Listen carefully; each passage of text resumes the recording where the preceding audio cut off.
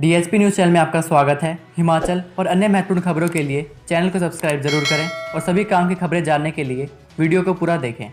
अटल tunnel Rohtang के उस पार जन्नत जैसे नज़ारे। घाटी में पिछले दिनों हुई बर्फबारी के बाद अटल टनल रोहतांग के नॉर्थ पोर्टल में गुफा होटल स्नो पॉइंट बन गया है। गुरुवार को सैकड़ों पर्यटक गुफा होटल के पास बर्फ पर अटखेलियां करते नजर आए। चंद्रा नदी के समीप पर्यटक फोटोग्राफी और सेल्फी लेते भी नजर आए। इसके साथ ही सैलानियों ने स्कीइंग का भी लुत्फ उठाया, यादगार लम्हों को अपने कैमरे में कैद किया। घंटों बर्फ पर मस्ती करने के बाद स्थानीय लोगों द्वारा लगाए गए टी स्टॉल पर फास्ट फूड का भी आनंद लिया। हालांकि शौचालय की व्यवस्था नहीं होने से सैलानियों को भारी दिक्कतों का सामना करना पड़ा। नोट पोर्टल के बाहर मोबाइल सिग्नल के अभाव के चलते कुछ पर्यटक परेशान भी नजर आए। मोटर बाइक पर आए कुछ पर्यटकों ने ठंड का आभास होने पर दस्ताने, मफलर और टोपी की खरीदारी भी की। अवैध कटान मामले में आरओ, बीओ और वन रक्षक को नोटिस।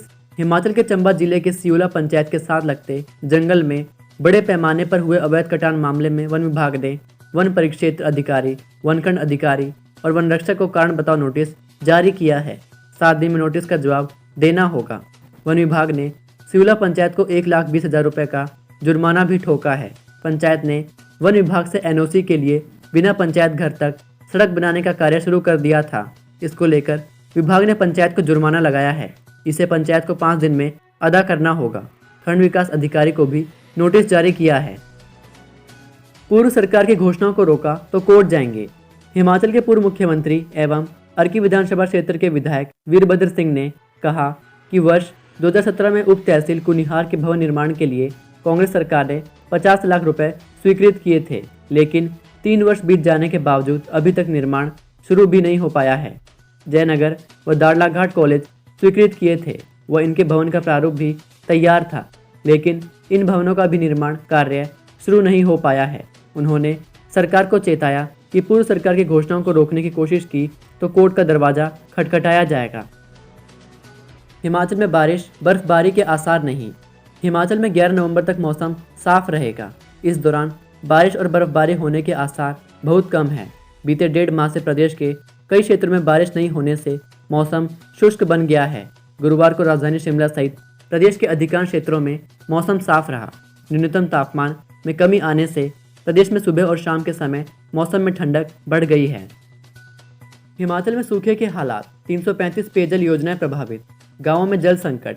पिछले 2 माह से बारिश न होने से हिमाचल में सूखे के हालात बन गए हैं। प्रदेश की 335 पेयजल योजनाएं प्रभावित हो चुकी हैं, जिससे गांव में लोग पेयजल संकट से जूझ रहे हैं। जल शक्ति विभाग के हमीरपुर जोन को छोड़कर अन्य तीनों धर्मशाला, मंडी और शिमला जोन में पेयजल योजनाओं में 25 से 75% तक पानी घट गया है। राज्य की सिंचाई योजनाओं पर सूखे की मार से प्रभावित स्कीमों की सरकार ने रिपोर्ट तलब की है। बागवान सूखे के कारण बगीचों में खाद डालने से वंचित रह गए हैं। बागवानी विशेषज्ञ डॉक्टर SP भारद्वाज कहते हैं कि बगीचों में नमी का इंतजार करें और अभी तौलियों को ना छेड़ें। किसान गेहूं की बिजाई नहीं कर पाए हैं। कृषि विशेषज्ञों का कहना है कि बारिश पर निर्भर किसान गेहूं की बिजाई नमी होने पर ही करें। भारतीय सेना के लिए चीन सीमा के नजदीक बनेंगे एडवांस लैंडिंग ग्राउंड। चीन के साथ लगातार बढ़ती तनातनी और हिमाचल से लगती 240 किलोमीटर लंबी सीमा पर चीनी सेना की गतिविधियों को देखते हुए अब लाहौल स्पीति जिले में एडवांस लैंडिंग ग्राउंड तैयार होंगे। केंद्रीय रक्षा मंत्रालय ने इसके लिए हिमाचल सरकार से जमीन तलाशने को कहा है। जमीन चिन्हित होने के बाद रक्षा मंत्रालय उनका सर्वे कर उपयुक्त स्थानों पर लैंडिंग ग्राउंड तैयार करेगा। बताया जा रहा है कि जहां सामान्य समय में नागरिक उड्डयन व युद्ध जैसे हालात में सेना इसका उपयोग कर सकेगी। निजी स्कूलों की फीस नियंत्रित करने को 1997 के एक्ट में बदलाव करेगी सरकार। हर साल नया शैक्षणिक सत्र शुरू होते ही सरकार के लिए सिरदर्द बन गए निजी स्कूलों के फीस ढांचे की समस्या खत्म करने की तैयारियां शुरू हो गई हैं। सरकार ने निजी स्कूलों की फीस नियंत्रित करने को 1997 के एक्ट में बदलाव करने का फैसला लिया है। सरकार से हरी झंडी मिलते ही अधिकारियों ने मंथन शुरू कर दिया है। SMC या किसी अन्य कमेटी को फीस निर्धारण में शामिल करने की योजना है। वर्तमान एक्ट में निजी स्कूलों की फीस तय करने को लेकर कोई प्रावधान नहीं है। इसका फायदा उठाकर कई निजी स्कूल हर साल मनमाने तरीके से फीस बढ़ा रहे हैं। भूटान से 30,000 टन आलू की खेप मंगवाने पर भड़के किसान। केंद्र सरकार की ओर से बीते दिनों भूटान से 30,000 टन आलू की खेप मंगवाने से ऊना के किसान भड़क गए हैं। यह 44 रुपये प्रति किलो की दर से मंगवाया गया है। स्थानीय किसानों का मानना है कि देश में बाहर का आलू आने से किसानों को भारी नुकसान होगा।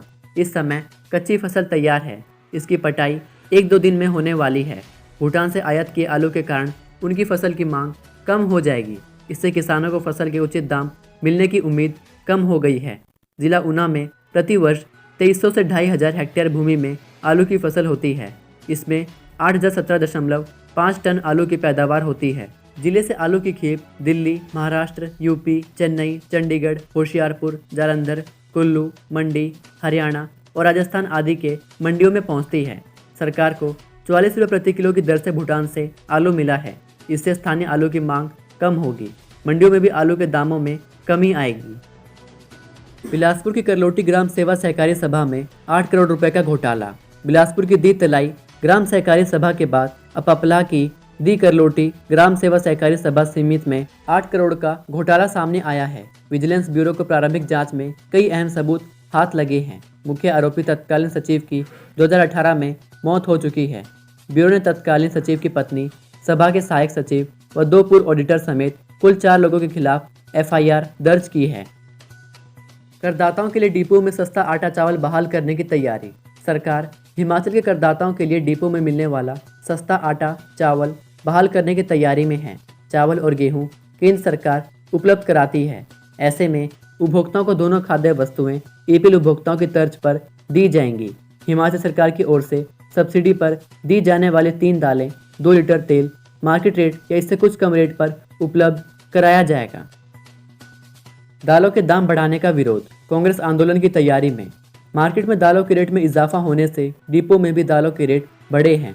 प्रदेश सरकार की ओर से दालों में सब्सिडी फिक्स की है। खाद्य आपूर्ति मंत्री राजेंद्र गर्ग ने बताया कि BPL के लिए सरकार ने 5 रुपये मूंग की दाल सस्ती की है। मार्केट में रेट ऊपर नीचे होता है, उसी हिसाब से रेट घटता बढ़ता है। हिमाचल में कॉलेजों में 15 नवंबर तक बढ़ी दाखिलों की तारीख। हिमाचल के डिग्री और संस्कृत कॉलेजों में दाखिलों की तारीख 15 नवंबर तक बढ़ा दी गई है। कोरोना संकट के चलते दाखिले लेने से छूट गई विद्यार्थियों की सहूलियत के लिए उच्च शिक्षा निदेशालय ने यह फैसला लिया है।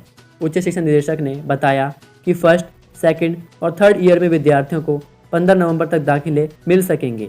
इससे पहले सरकार ने 31 अक्टूबर तक दाखिलों की तारीख बढ़ाई थी।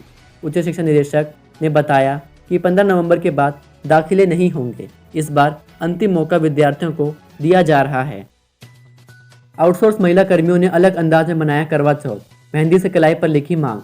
हिमाचल आउटसोर्स कर्मचारी महासंघ की महिला कर्मचारियों ने करवा चौथ का त्यौहार एक अलग अंदाज में मनाकर प्रदेश सरकार के समक्ष अपनी लंबित मांग को रखा। प्रदेश के विभिन्न विभागों की महिला कर्मचारियों ने अनोखे अंदाज में करवा चौथ पर्व पर अपनी कलाई पर मेहंदी के माध्यम से आउटसोर्स कर्मचारियों के लिए स्थायी नीति बनाने की मांग को लिखा। रोहतांग टनल का नाम अटल रखने और सोनिया की शिलान्यास पट्टिका हटाने पर गरमाई सियासत। ऐतिहासिक और सामरिक दृष्टि से अति महत्वपूर्ण अटल टनल रोहतांग देश को समर्पित कर दी गई है, लेकिन सूबे में इस टनल को लेकर राजनीति लगातार गरमा रही है। टनल से सोनिया गांधी के नाम की शिलान्यास पट्टिका गायब होने और नामकरण पूर्व प्रधानमंत्री अटल बिहारी वाजपेयी के नाम पर होने से कांग्रेस सड़क पर उतर आई है। वीरवार को जिला कांग्रेस कमेटी के अध्यक्ष BS ठाकुर की अध्यक्षता में धरना प्रदर्शन किया।